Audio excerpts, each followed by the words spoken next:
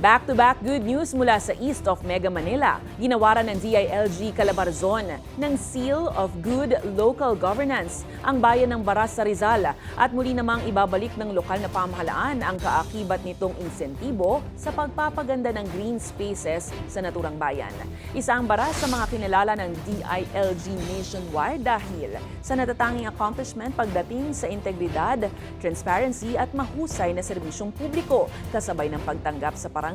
Inanunsyo ng lokal na pamahalaan na ang kaakibat na 1 milyong pisong insentibo sa award ay ilalaan sa pagpapagawa ng bagong palaruan ng mga kabataan at Kids at Heart.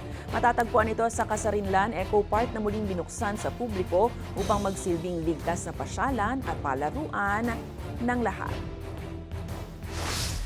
Ang bayan po ng Baras ay naging recipient ng Seal of Good Local Governance dahil nakapasa sila do sa 10 criteria na itinatadhana ng SGLG law.